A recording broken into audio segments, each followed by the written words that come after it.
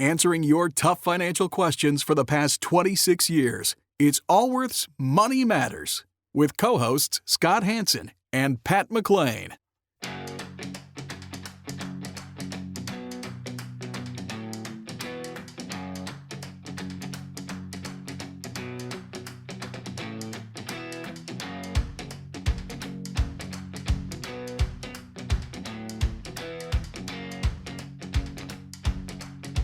Would you like an opinion on a financial matter you're dealing with? Whether it's about retirement, investments, taxes, or 401ks, Scott Hanson and Pat McClain would like to help you by answering your call. To join Allworth's Money Matters, call now at 833-99-WORTH. That's 833-99-WORTH. Welcome to Allworth's Money Matters. I'm Pat McClain. Thanks for joining us this weekend, or if you're a podcast listener, whenever you happen to be listening.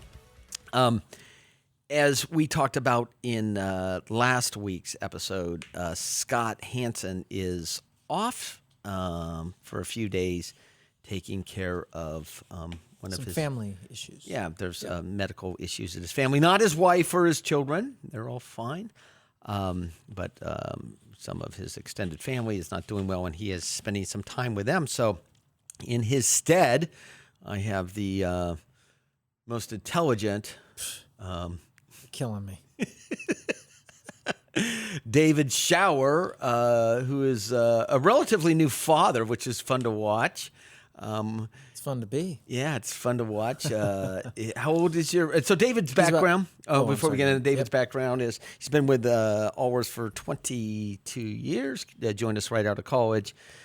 Certified financial planner, chartered financial analyst, and a master's in an MS in finance, or close enough. All right. So anyway, highly educated and works with a lot of our clients. A lot of, especially the more, I think it's fair to say, the more complicated the situation, the more you like it.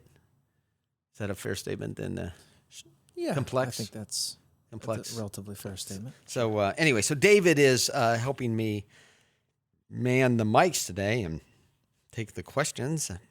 We're going to take a lot of calls this week. So if you'd like to join the show, we'd love to have you on. Love's a strong word. We'd like it a lot. We'd enjoy it. Correct. People use love a lot. But it's just, it's very loose now. It is pretty loose. So we'd like it if you would join the show. It's 833-99-WORTH. It's 833-999-6784, and we'll get you on the air and answer your question to the best of our ability. And someone said years ago, I'm looking for unbiased opinion. And I thought about it, and I'm like, the best opinions are actually... Well, by its very nature... I was going to say, is there an unbiased opinion? Yeah, by its very nature, an opinion is biased. Now, there's statements of fact, which is part of what financial planning is. There's tax code. Right. And that's the code, right? But even in there, you have perspectives, you have correct. shades, you have private letter rulings, yeah, exactly. You have all that. Yeah. So if you'd like a biased opinion, and by bias meaning ours, and formed after many years of meeting with people just like yourself, give us a call at 833-99-WORTH. And let's talk with, Scott normally operates the board like this, where he clicks on the button. So wish me luck. And that's, I don't know why he does it and I don't. Come to think of it, I do a much better job than he does, now that we mention it. Let's talk to Rosie in California. Rosie, thanks for joining Allworth's Money Matters. Hi, thanks for speaking with me, and best wishes to Scott and his family. I hope everything works out for him. Oh, well, I appreciate that. I did receive a voicemail from him earlier in the day, and things have stabilized, and they are on the mend. So we appreciate your sentiments. What can we do for you? So I am about 3 years from retirement, and so my husband and I are starting to make some plans. we recently downsized our primary residence, and we're going to have some earnings from that, but we're a little bit wary of buying into the stock market right now because it is at a historic high. So I just wondered what you thought about that. So let's ask a couple background questions before we get to the answer. Did you purchase a new home? Yes, we have a home, and one of the first things we will do is pay off the mortgage on the the downsized home for sure. Okay, yes. and so how much do you owe on the downsized home? About $400,000. And what were your proceeds from the sale of your we'll call it your first home or your pre-downsized home, your McMansion? How much were the proceeds from the sale of that? So luckily we were able to ride the boom here in California, and we had bought in quite a while ago. So we are going to get about $1 million. And what's stopping you from just paying down this mortgage now? Well, why haven't we paid it down yet? Because Correct. we had bought this second home as our retirement home, Okay. knowing that eventually we would sell the larger place. Okay. So, I would take $400,000 from the proceeds from the sale of the large home, and I would pay off the second home right away. Yes. Which leaves you We have a $600,000. What? Yeah, we have a 3.75% mortgage, so yeah, we're going to get rid of that. Okay. And what other assets, liquid assets, do you have? We are both pretty good savers. So I have a Vanguard account where I've got about 70% in the total market and 30% in the bond fund of about $250,000. And I also have a 3-year CD at about $85,000. And that's a CD that I cannot get anymore. It's a 3.54 3-year CD, which is no longer available. Uh-huh. And then my husband has about $300,000 in a brokerage account, primarily in high dividend stocks. And does he have any money in IRAs or 401ks or anything like that? Yes, both of us. Most of our stock holdings are in IRAs. And how much a dollar amount? So all of mine is in an IRA. That's about $224,000 in the IRA, and then he has $200 in a brokerage and about $85 in an IRA. And he's self-employed, so he just started a SEP IRA that he started to make contributions to. Okay, and you will any of you or your spouse be receiving a pension in retirement? Yes, I have a pretty good government pension, and he has his own business, so he will not have a pension. So here's what we would do. And do you work for the state or a municipality? I have a municipal pension. Okay, Yes. and you're still employed. Yes. Okay, so here's what, and I'm going to give you some direction, but I can't definitively tell you exactly what to do because it's the constraints of a radio show. So you have $1 million in the proceeds from the sale of a house, and you have $400,000 that you have on a mortgage, right? Right. And you're like, what do I do? Well, I'd pay that mortgage off immediately. The minute that $1 million hit my account, I'd just take it and pay that mortgage off. Then I would turn around and I would increase your contributions into your pension plans.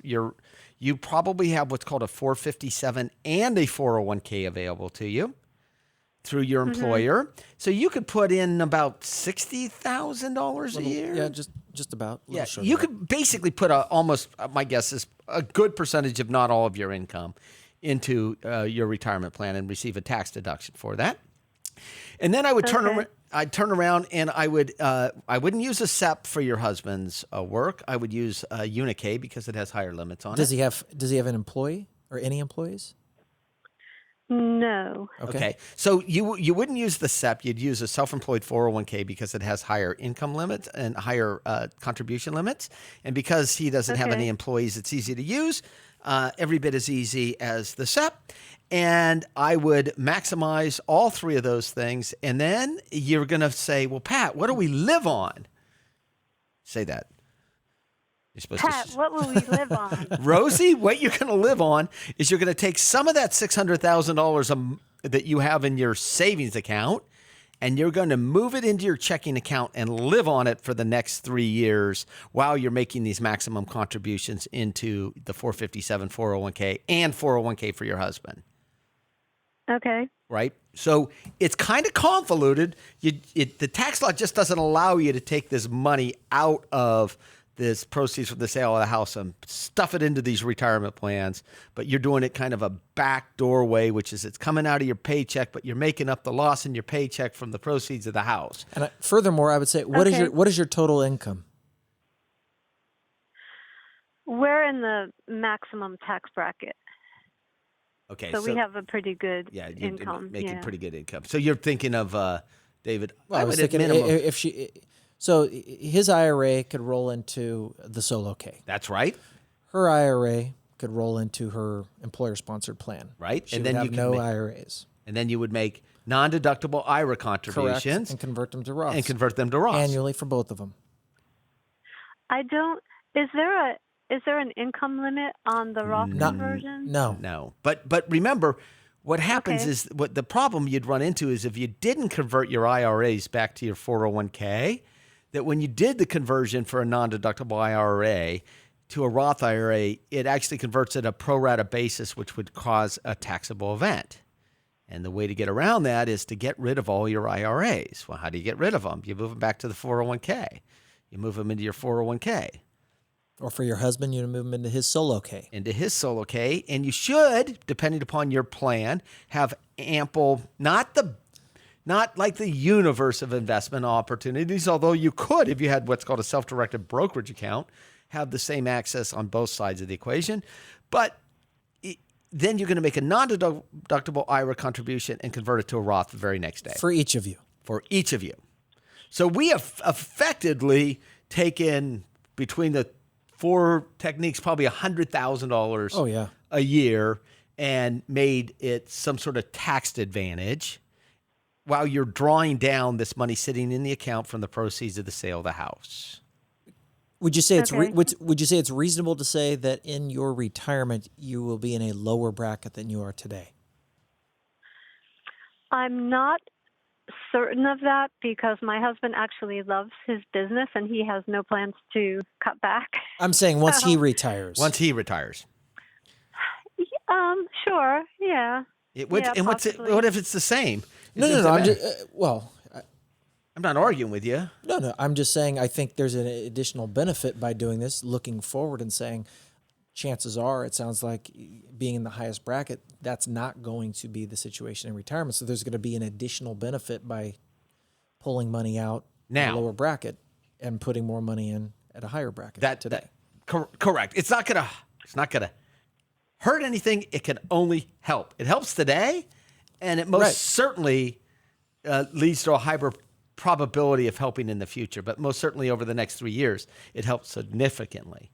So if we were sitting in our office, we'd say, okay, here's how we're going to work this. The mechanics, Rosie, is that you're going to take this money, the proceeds from the sale of the home, pay the mortgage down immediately, put the money into an online bank, start a monthly distribution from the online bank into your checking account in order to replace the income that we're sucking out of your paycheck to go into these company plans. Okay. So what I want you to do is get our podcast and listen to this a couple times and make notes because we covered a lot of ground in a relatively short period of time. And there would even be a solution eventually once she retires if they wanted to maintain that threshold of savings. What he could do through his employer if he wanted to start looking at, other, defined benefit plan or something like that for himself. Yeah, which it would be the next step. It would be a defined benefit plan, and it may actually make sense now based upon your income. It may, but let's start here. Ease into this, yeah. Yeah, start here. So we covered in about 5 minutes what we would have with graphs and diagrams and face-to-face conversations. A lot of ground. So I want you to go back and listen to the podcast and make notes and have your husband listen. And it will make sense to you once you listen to it a couple times. But it is, you have set up like the trifecta of financial planning tools that are available to you, partially because you have $600,000 in cash to work with, and partially because you're employed by a municipality that has both a 457 and a 401k, and partially because your husband is self-employed, and partially because you have a fairly good understanding how this works. All righty? Yes, and he will be very happy about that because, as you know, living in California, we pay a premium in taxes, so he will be happy to hear about some ways to reduce the tax burden for sure. It will reduce it significantly. And yes, I mean, if it wasn't for the fact that California is so dang beautiful, they would never be able to get away with hiring these taxes. So appreciate the call. Good luck to you. Enjoy retirement. That was a lot of ground there. That was. That's why I was holding back from, do we even go defined benefit plan? But, we'll throw it out there and then they can run with it. So if you're listening to that call and you're thinking, I didn't catch it all, you're okay. Because that truly was and she called to ask a question about the proceeds of a sale of a house and what she should do with it. And at the end of the day, how she should use the tax benefits of the code behind her were every bit as important, if not more important, than the assets that it would land in. So we're going to go back to the calls. Let's talk to, and if you'd like to join this show, we would entertain you joining the show. We will get you on the air. You don't even have to use your real name. If some people are like, sometimes it's too personal. Yes, personal questions, which is the whole point of personal financial planning. Is it's personal. It's your financial plan. You can call the show and you can use a fake name if you want. Doesn't matter to us. We're not going to capture your email address or your name and call you and harangue you or anything. We're just going to answer your question and move on. So, if you'd like to call the show, it's 833-999-6784. It's 833-999-6784. And that's a toll-free number in case you don't in case you're one of the last two people in America that don't have unlimited calling on your phone. Do you remember? I was thinking about that the other night about how when I was growing up, and you might be too young, how we used to call my grandmother after like 7 o'clock on a Sunday night because that's when the rates dropped. Oh, because she was long distance. Because she was. Yeah, I remember long distance. Do you remember the long distance? Oh, yes. And that's it was a regulated environment. It was regulated by the PUC, and in fact, the company I think I've talked about it on the air before, which is Sprint was one of the first deregulated phone companies, and it was a spinoff from Southern Pacific Railroad. That's what Sprint stands for, Southern Pacific Railroad Internetwork Telecommunications. Wow. And so they got tired of actually paying these exorbitant fees to the phone company, and someone's like, we got a line that doesn't have any intersections in it between these major offices. Why don't we just throw a cable down next to the railroad? Interesting. And someone's like, why don't we just throw a cable next to the railroad? A little bit more technical than throwing a cable. And started as an own internetwork telecommunications. And there you go.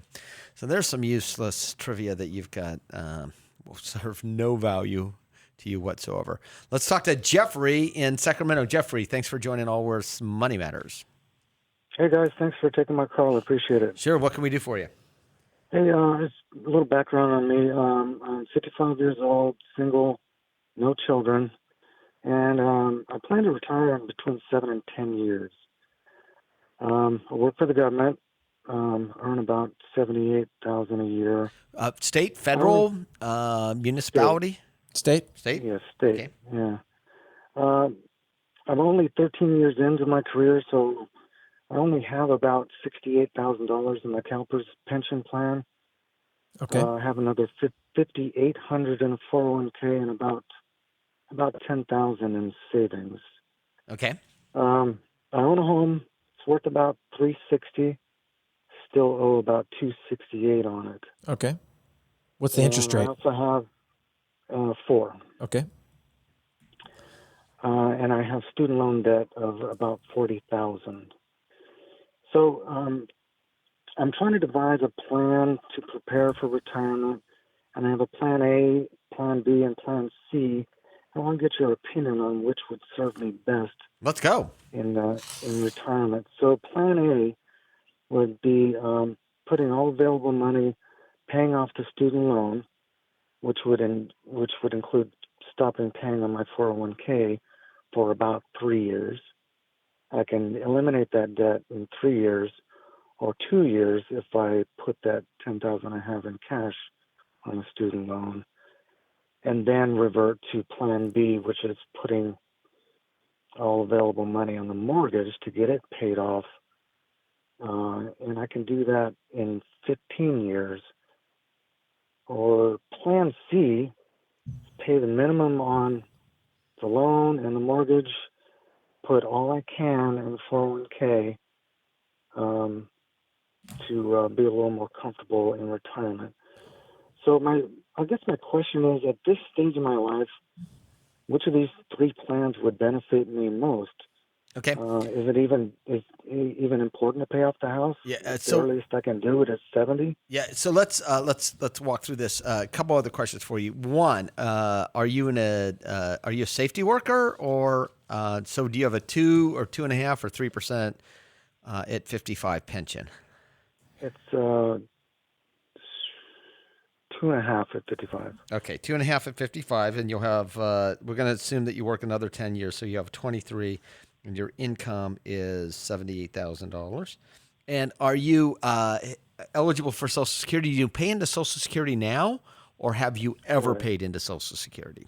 Yes, yeah, I've been paying into it from the beginning. So okay, I think you should maximize your 401k and not worry about paying this mortgage down ever. And what's your minimum payment on the student loan?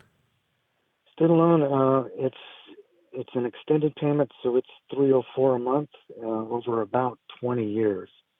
And what's the interest rate? Now I have 3 loans. One is 6.8.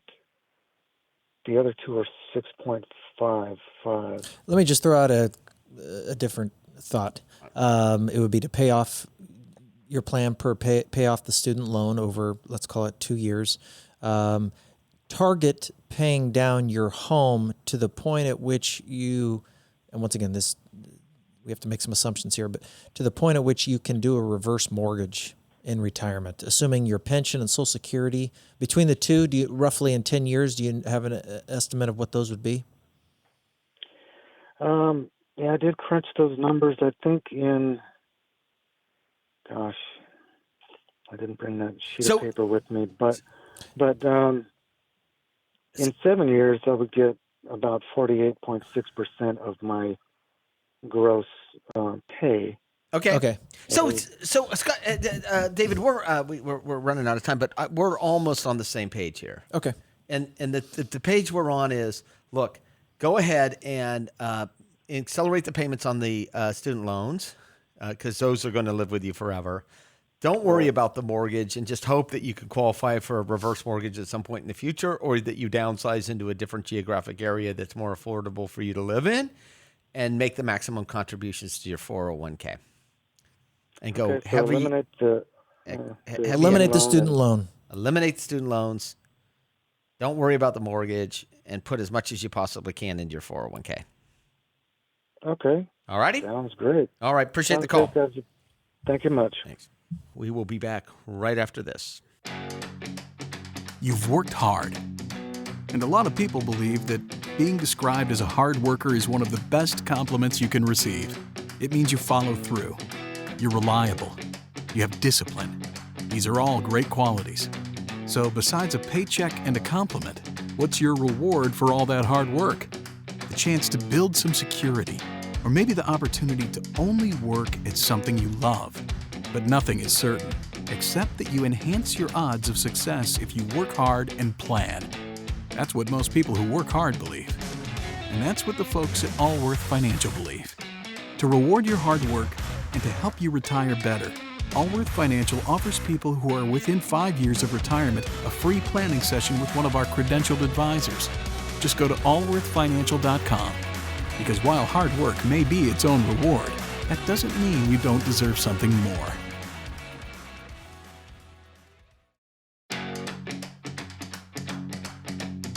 Can't get enough of Allworth's Money Matters? Visit allworthfinancial.com/radio to listen to the Money Matters podcast. Welcome back to Allworth's Money Matters with Pat McClain and David Schauer. As I had mentioned earlier in the show, Scott is out for a little bit taking care of a relative that is dealing with some health issues, and his family is, his wife and his children are fine, but he is in Southern California helping another family member. And that is why Mr. Hansen, Scott Hansen, is not here today. He is still fully part of the team. And I actually received a voicemail from him earlier today that said that things are improving. Things are improving, and he was optimistic for his relatives. So because of HIPAA laws, we are not allowed to discuss much more than that. Right? Oh, boy. The HIPAA laws. So we're going to take some calls. We're going to start in taking calls in California, and then we're going to spread out from there. And I mentioned before, if you're a podcast listener, you can call in, and we'll actually schedule a time. You can call at any time, and you'll get a voicemail, and we'll schedule a time for your question to be answered on the air. So oftentimes we'll tape these during the week, and sometimes we do them on the weekends. It's all over the board, but we try to make ourselves available for the people that have the questions to get them answered. So if you have a question, it's 833-99-WORTH, 833-99-WORTH. We're going to talk with Thomas in California. Thomas, what can we do for you? Yes, my question is about how to fund a new IRA, but I want to convert it. But I have existing 401ks and SEP IRAs. So I have 2 401ks from work, a SEP IRA that exists. My wife has a past work 401k and a recent work IRA. But what I want to do is take advantage of my current situation and plan for the future. So my question is, do I need to, when I do a conversion, do I have to convert all of the other stuff because there's significant appreciation? I don't want to pay all the taxes. Are you currently strategy here? Are you currently participating in a 401k, or is it the SEP? 401k. Okay. What's your income? About 2. And is that family income, both you and your spouse? No, it's about 3 family income. Okay. All right, David, do you want to walk me through? Yeah, what I would do is roll your SEP IRA into your existing 401k. Your wife, it doesn't sound like, have an IRA, correct? She just has a 401k? No, she has an IRA. Yeah, she does. She has an IRA, but she has an existing 401k. That she's still employed at. Yep. She still has access to it. She Okay, put money I would move both of your respective IRAs into your employer-sponsored plans. If I understand where you're going, is you're looking for ways to get money into Roths. You would then, now that you have IRAs zeroed out, you would make your contributions to your IRAs, each of you, to the maximum amount possible. And then you would immediately, and when I say immediately, the next day, convert that money to the Roth IRA. And in essence, it's not a taxable event. You're converting it, but because you're converting after-tax money, there is nothing to pay taxes on unless you earn something between the contribution and the conversion. Which is unlikely since it's a day. So The only way this works without a big tax time bomb is if you take your existing IRAs and you convert them to your company 401ks.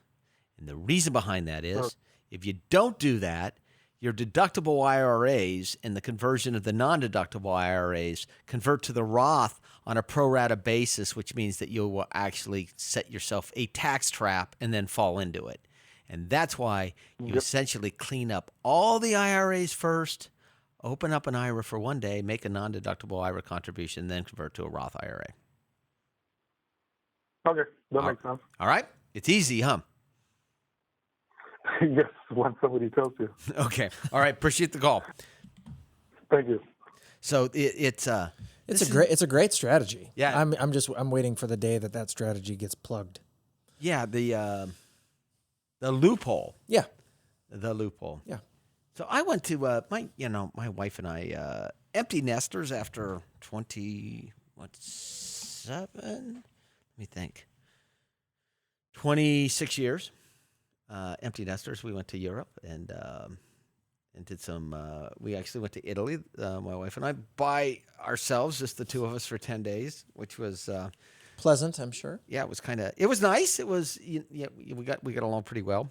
Which I did really, quite frankly. That's a long time, without raising 4 children. The kids are always kind of the center and the whole bit. And then when you go to a foreign country and the kids aren't there and there's not the, things. Anyway, it went great. That's clear as smoke right there. All right. But I did get to see a loophole. Oh. A real loophole. So we were in a medieval town. A medieval town that had been the largest continuous. I knew there was something at the end of this story. Okay, so the term loophole, where did that start, Pat? You know? No, I don't. Go ahead. Oh, really? Yeah. So it is in a castle, those long, tall, skinny holes that you shoot an arrow through were called loopholes, right? And the arrow somehow, the name was loop or whatever around there. I don't know what the English translation, but whatever language. But that's where the term loophole came from. And so we were in a medieval castle outside of it. It's actually in Italy. Where were we? I sound pretentious now, which was what I was going for. We saw real loopholes. And was that the reason for your trip, Pat? Is to see the loophole. Yes. Yes, exactly.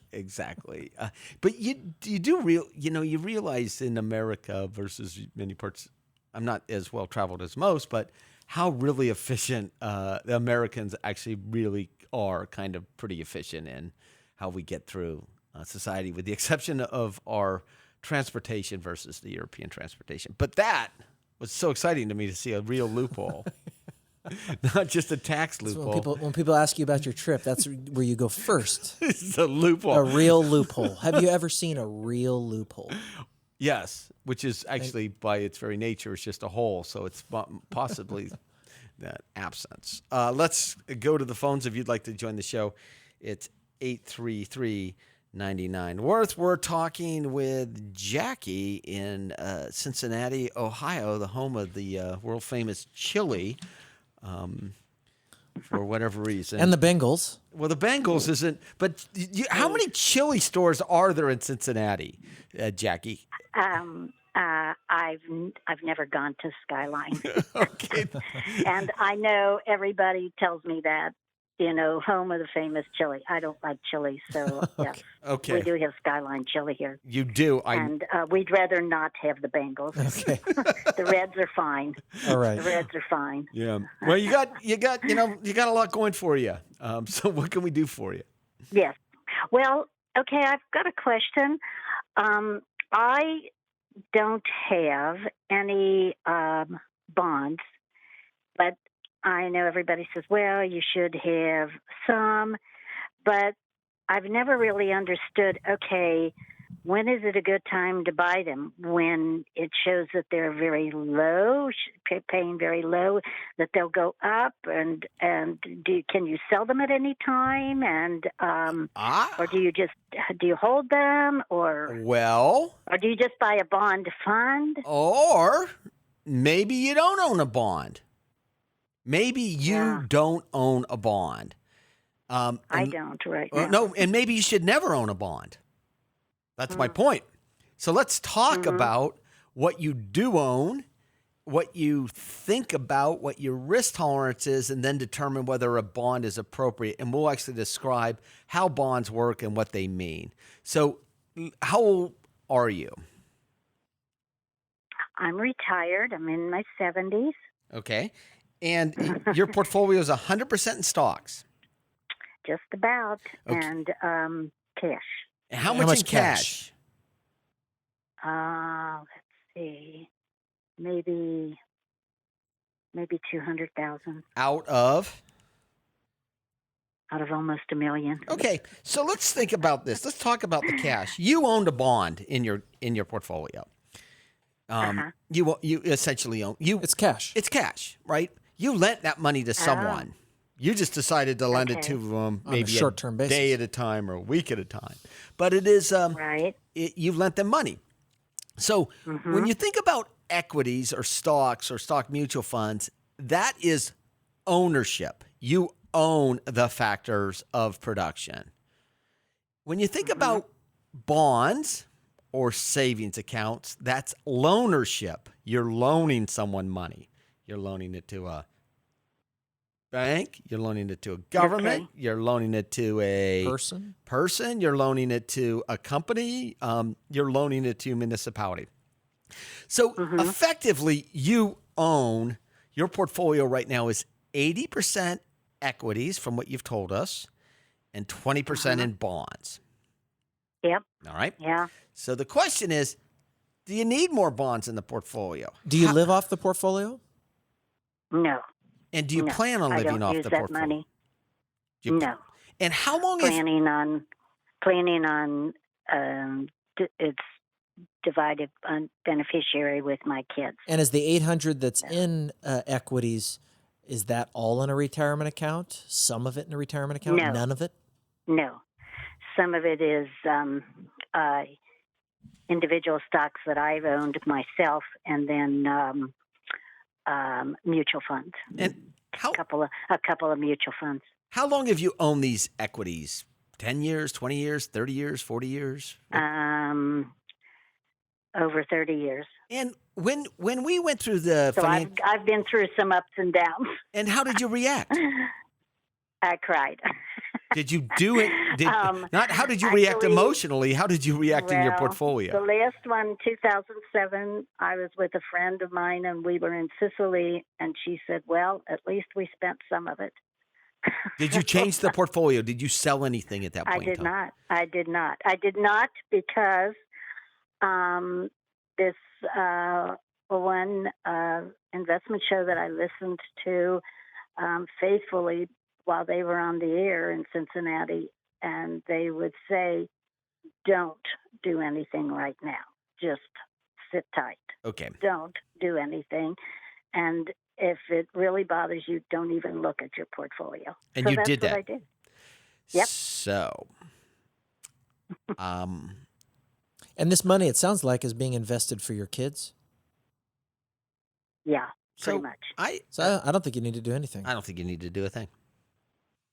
Right? Okay. I don't think. And remember, so when we talk about risk in a portfolio, your risk and my risk are two different things, right?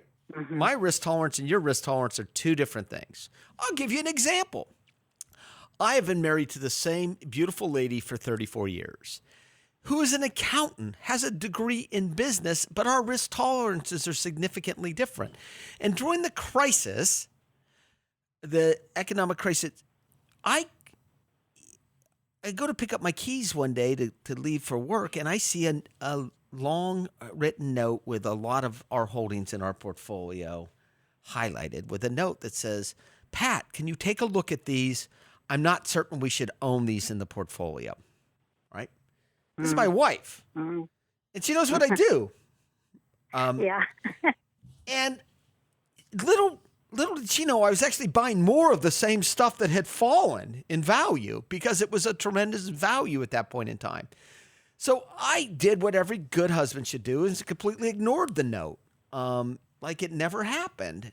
And about a week and a half later, she came to me and she said, I left you a note. What do you think about getting rid of those positions? And I said, well, no, we're not going to get rid of them because we're going to own them for a long, long, long time, right? That's what they're designed for. The value is going to go up and down over a period of time, and it will be okay. And by the way, just as a matter of fact, I bought some more of the stuff that fell in value because it was even more attractive after it fell in value than it was before. And she stayed with it. And fortunately, had every investor done that through the downturn in the market, they'd be fine. And if they said, well, I need to take income from that. Well, that's what the bond portion of the portfolio is for, is to take income from the. So what you want to do when you're doing this is maybe you put the portfolio 75% stocks and 25% bonds or cash, and just manage it at that, which means that as the market goes up, you sell more of the stocks, and as the market goes down, you buy more of the stocks. And you have this money in cash. I'm hoping that you have it either in a short-term interest rate environment, so short-term government or U.S. bonds, or municipals, or anything better than like your local bank, or you have it at an online bank. But the idea that you own 80% doesn't scare me at all, based upon how you reacted to our questions. I would just, I wouldn't load up anymore on the equities. And you may even turn your equities into paying dividends to cash. That would be a way to slowly. Right, and I thought of that, and I thought, the stocks that I have myself and that I bought are all dividend stocks, and I've always let them just be reinvested. I've never touched it because I don't need it. Yeah, but I would. I don't have any debt. I don't own a car. I mean, I don't pay for a car. I own my house, and I don't have credit card debt. So, it's not like I think. I'd probably stop the dividend reinvestment. And if you wanted to reinvest, I would, because you're buying more of the same, and you may not need more of the same. You might want a more broadly diversified portfolio. And by stopping the dividend reinvestment doesn't mean that you're not going to buy more equities. It's just that you're going to buy different equities in probably a broader base. I'd take the dividends, probably buy the S&P 500 if I was going to buy equities. And then the other thing I'd look at from a financial standing plan point is that if you were doing any charitable contributions whatsoever, I would be using your required minimum distribution out of the IRA and have the dollars go directly to the charities. And if you're doing more than that, I would consider gifting some of those appreciated shares to a charitable trust, right? So if you're gifting more than your qualified limit for RMDs. For your required minimum distributions, I would look at gifting some of those appreciated shares into a trust, a charitable trust, in order to give to charities. And if, in fact, one of my kids needed the help right now and you were comfortable, I would consider gifting some of those shares over to them now while they're living. I thought that kind of passed my mind, through my mind, but and I was thinking of that, maybe just once a year, just giving them a little bit of stock, money, or cash, or you could give them stocks. Are your kids in a higher or lower tax bracket than you? One of them is a higher, okay, and the other two are probably about. Probably lower than mine. Okay, well then you would consider, cash to the one in the higher and shares in the ones to the lower. Exactly. And the only thing that I would caution you this is you've got to be comfortable with what they're going to do with the money, because if you're not, then wait until you're dead to give it to them, because it's not worth the aggravation. I had a client that gave their son all kinds of money, and the kid showed up 3 weeks later in a red Corvette, just souped up, and I've seen that story already. It crushed the parents. It crushed it, because they would never. Now I have another client tells me all the time they're going to fly first class. I'm like, really? And they say, yeah, my kids will when they get the money. So it's up to you. So anyway, what a beautiful job you've done, Jackie. Thank you. So Okay. we appreciate the Well, call. thank you. I love listening to you guys on the internet. Every time I get an email from you, I always listen to what you guys have to say. Oh, well, It's thank you. interesting. Thank you. And if you get Yeah. an opportunity to rate our podcast, we would appreciate it. So thank you very much. Yeah. Actually, I'm going to pass it. I just was thinking of this. I'm going to pass it to a former coworker, because she's single and she is, in her last years of working. She always emails me, who do you think I should listen to in that? So I'm going to forward your email to her and let her start listening too. Well, I appreciate that. Thank you very much. Have a great day. We're going to talk with Tim. Tim, thanks for joining Allers Money Matters. Hey, Tim, what can we do for you? Well, I had a question about 1031 exchanges, and actually a couple questions, but I want to start with, is it possible to do a 1031 exchange without using a qualified intermediary? I've never seen it. It might be, but I've never done it. Okay. I would never even consider it without an intermediary. So can you do it? Well, I assume that if you set up there's a holding account, so you might be able to. The rules seem pretty simple, the time frames and all that, and they just don't want you to touch the money. But I get the sense that they're forcing you to go to an intermediary for bureaucratic reasons. But that was my question. And the second question was about is it a tax deferral, or is there a stepped-up basis when you do an exchange? Deferral. It's a deferral until it's a deferral. Yeah, the only time you're going to get a stepped-up basis is if it's in an economic opportunity zone. And then it's even more, it's convoluted because it's staggered in over the holding period. And since you're actually selling out of it, that would be a little bit. And the only other time you'd get a step up in basis is at death. Right. But even then, it would possibly require you to recapture some of the depreciation. Okay. And answer your questions? That's it. Okay. All right. And so here's what a little warning. I would stay away from tenants in common ticks. I don't know if you've looked at those. But if someone approaches you with a tick, a tenant in common, I would steer far, far away with those. What else would I stay away from on this thing? I would make sure that if it's a property you're going to manage, that it doesn't ruin your retirement by managing a property that is cumbersome and needy. Well, yeah, I have several properties, and I've got a lot of equity in them, and I'm looking to use the equity. But this one in particular, I'm not anticipating any or much appreciation. So I thought I could, get rid of it and look for a couple of properties I could put the proceeds into. Like the idea. And yeah, I like the idea. So appreciate the call. You bet. Thank you. We're going to talk to Chip. Chip, thanks for joining Allers Money Matters. What can we do for you? Thanks. Good to be with you guys. I've got a question, more of a strategy question. I just have gone through a life event that has changed my financial situation, and I have cash that I'm ready to deploy into bonds. But it feels like moving that cash today doesn't make sense considering bonds are at a peak. Would you recommend dollar cost averaging, or maybe even waiting and say till the 10-year gets to 3% or something like that, and then start to go in? What would you recommend as far as bond money that's sitting in cash? Okay, and how long has it been sitting in cash, and what are the sources of the dollars? Most of the dollars are in my IRA. There are some taxable. How long have they been sitting in cash? Half of it for 6 months, maybe a year.